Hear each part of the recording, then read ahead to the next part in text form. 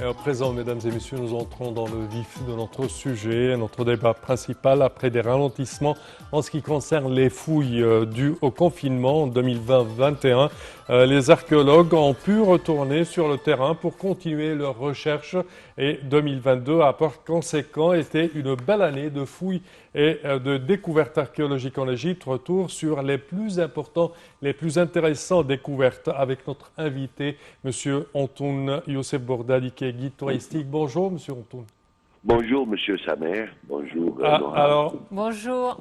Oui, quand on parle de l'année 2022 en tant qu'année dorée de découvertes, plein de découvertes en 2022, mais certainement dans les 3-4 dernières années, on parle d'un taux de découverte inégal avec les autres années précédentes, n'est-ce pas?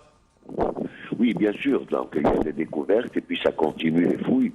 Donc, on continue à découvrir déjà sur les mêmes lieux des choses en plus, des sites de plus en plus impressionnants. Et puis, il y a des nouvelles découvertes tous les ans. Vous savez, ça ne s'arrête pas chez nous. Si le bon Dieu, il y a tout ce qu'il faut.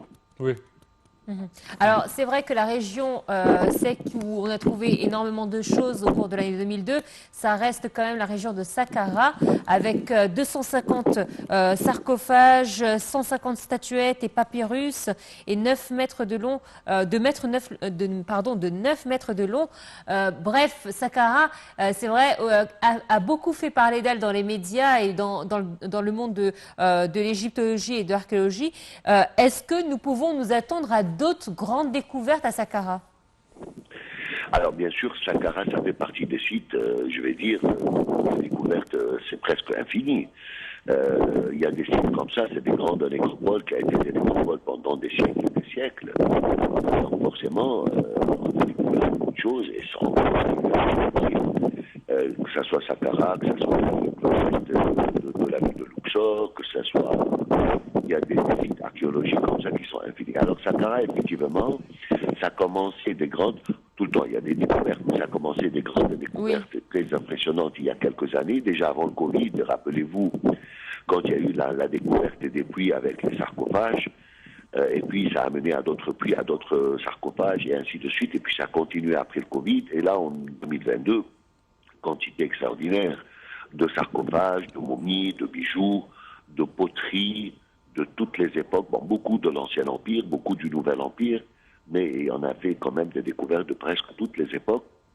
Et toutes ces missions donc archéologiques, aussi bien égyptiennes que étrangères, continuent, chacun dans son petit site, continue des découvertes, et des fois il y a des choses très surprenantes qui apparaissent. Oui. Donc on a toute une liste de découvertes presque, je vais dire, quotidiennes, un peu exagéré, mais c'est vraiment tout le temps. Alors, mon petit doigt me dit que vous êtes pas au Caire, que vous êtes avec un groupe touristique, parce que le vent que j'entends derrière vous n'est pas un vent du Caire. Ah, comment vous connaissez le bruit du vent du Caire? Oui, c'est le vent du Nil sur un bateau de croisière. C'est bien ce qui me semblait. Et justement, ces derniers mois ont été très bénéfiques pour le monde du tourisme en Égypte, parce qu'effectivement, nous battons des records. Je n'ai pas, et je touche du bois, hein, je ne vous porte pas de l'œil, je n'ai pas vu un guide touristique chez lui ces derniers mois. Ça, c'est vrai. Ça, c'est vrai des derniers mois. Donc, il y a eu une vague touristique très importante avec le Covid et tout ça. Alors, je vais vous demander juste de vous mettre dans un endroit isolé, parce que le vent du Nil est très fort et effectivement, il vous vole la vedette. Répétez, s'il vous plaît. Je vous disais que ce serait bien d'être dans un endroit isolé, parce que le vent du Nil est très fort et il vous vole la vedette. Ok. Oui, je vous entends, allez-y. Alors oui, très bien. Non, c'était juste que je voulais que vous vous isoliez, parce qu'effectivement le vent est très fort. Alors vous nous disiez justement que ces mois-ci ont été de très bons mois pour le monde du tourisme en Égypte, que différents groupes préféraient passer du temps en Égypte qu'ailleurs. Exactement. Alors cette année, effectivement, on a connu donc déjà l'été, il y avait beaucoup d'Espagnols. Et puis la saison d'automne a commencé où il y avait presque de toutes les destinations, de toutes les nationalités. Il y avait beaucoup aussi de l'Amérique du Sud cette année et beaucoup bien sûr d'Européens, Français, Allemands, Anglais, etc., Italiens. Et ça a été pour les vacances de Toussaint et tout ça, c'était quand même extraordinaire. Donc un monde, c'était plein, c'était archi plein dans tous les hôtels et tout ça. Et voilà, c'est un très bon retour. Donc, espérons que ça continue. Bah, bientôt, il y a Noël, il y a le réveillon. Et puis, on rentre dans les saisons de vacances scolaires de mi-année, et puis Pâques. Donc, on estime une très bonne saison. Oui. Monsieur Antoun, une question concernant le projet lancé par le gouvernement pour atteindre 30 millions de touristes visitant l'Égypte cette année 2022. Est-ce que vous pensez qu'on est vraiment en approche de ce chiffre? Non. Notre franchise, on est encore loin. Pour 30 millions, c'est beaucoup. 30 millions, c'est beaucoup, beaucoup. Encore, on n'est pas prêt pour 30 millions de touristes. Bon, sûrement, on va faire un nombre de touristes, un record qu'on n'a pas vu avant. Oui. Dernier record sur lequel on s'est arrêté avant les événements en Égypte, c'était pour 15 millions de touristes. Oui. Peut-être on atteindra difficilement 20 millions, on verra bien. Mais le problème, c'est pas le nombre, c'est que est-ce qu'on a l'infrastructure qui peut vraiment absorber 30 millions de touristes. Alors ça, on l'a pas encore. Je sais qu'il y en a plus que 250 000 chambres d'hôtel qui sont en train de se construire. Et donc, l'infrastructure est en train de se préparer. Mais pour le moment, non, on n'est pas encore prêt. On n'est pas encore prêt. Et on peut le faire très vite. On peut le faire très vite, à condition de continuer les investissements dans le domaine de hôtelier, dans le domaine tourisme, etc. Et ça peut se faire. Et l'Égypte le mérite bien. L'Égypte est un pays capable d'accueillir beaucoup plus, 40, 50 millions. Mais bon, il y a toute une infrastructure qui doit suivre. Des hôtels, des hébergements, des bus, des guides. Et il faut aussi revoir un tout petit peu, en toute franchise, il faut revoir un peu l'organisation pour les sites archéologiques, pour les visites, etc. Parce qu'à un moment donné, ça devient comblé, ça devient vraiment... Je pense également que pour le monde du tourisme, il faut garder cette courbe assez stagne pour pas qu'elle redescende encore, puisqu'effectivement, vous dites que nous avons été autour des 15 millions le pic.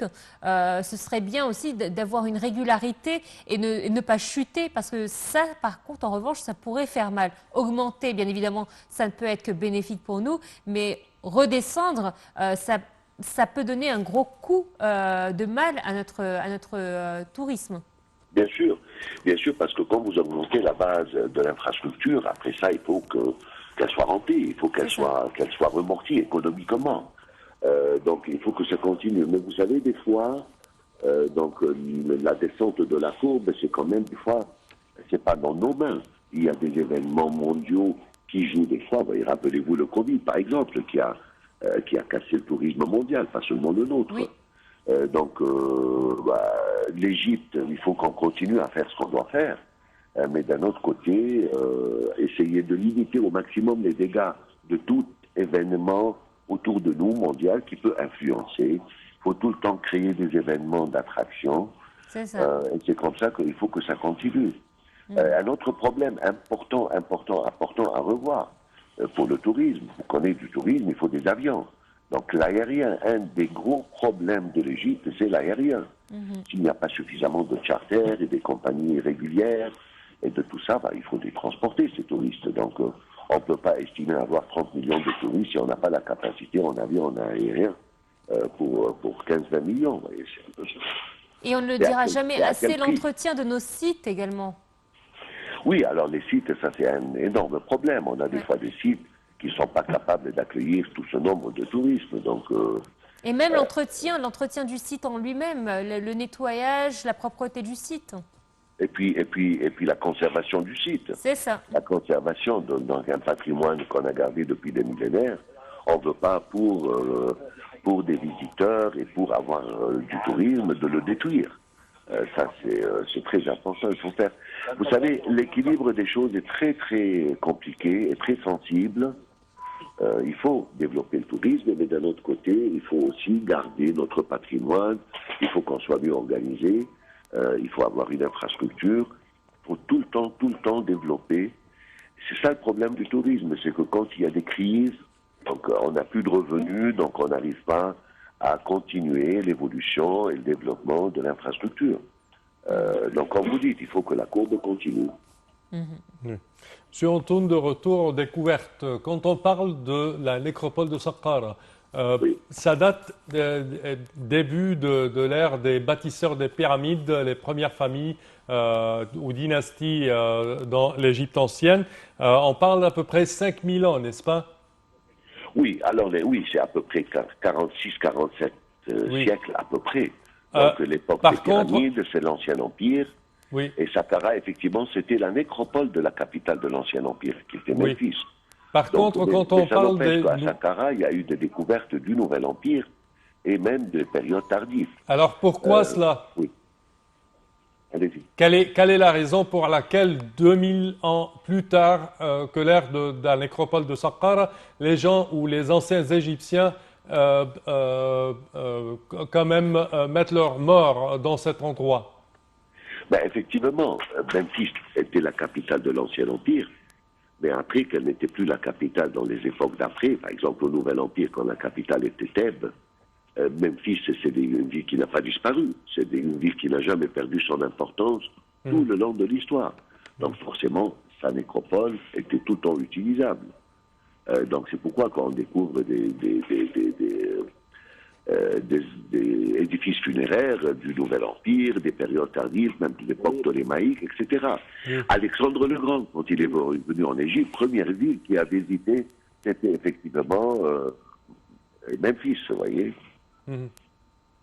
Alors c'est vrai que Saqqara, je pense que c'est une région qui restera très importante ces prochaines années en ce qui concerne les fouilles archéologiques.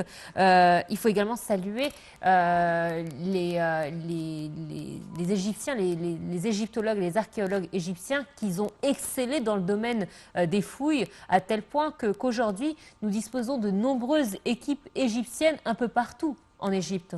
C'est vrai. C'est vrai que dans les derniers temps, on a beaucoup développé effectivement le travail des missions archéologiques égyptiennes.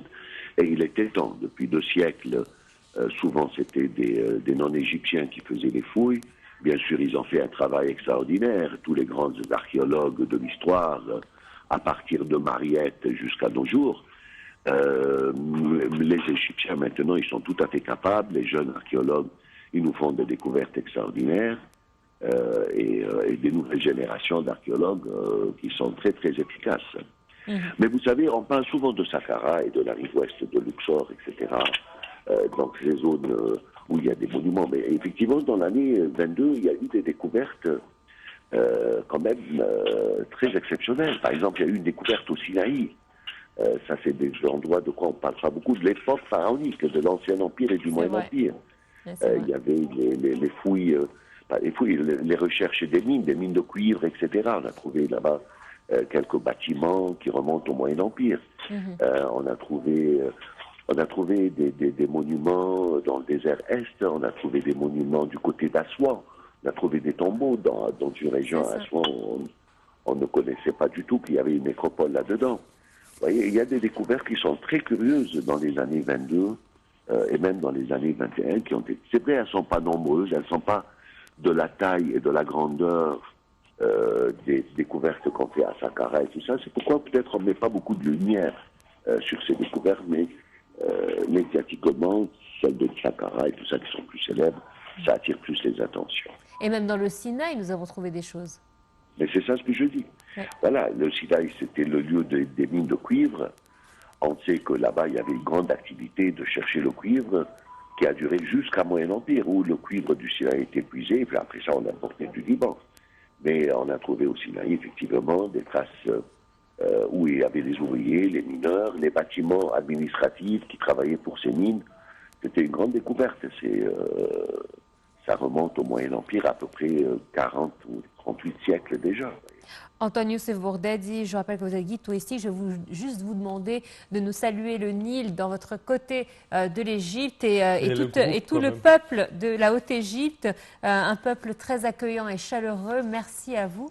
Et les touristes, bien évidemment, touristes, certainement. Monsieur Antoine Youssef Bourdadi, merci à vous pour vos explications. À présent, chers téléspectateurs, une petite pause.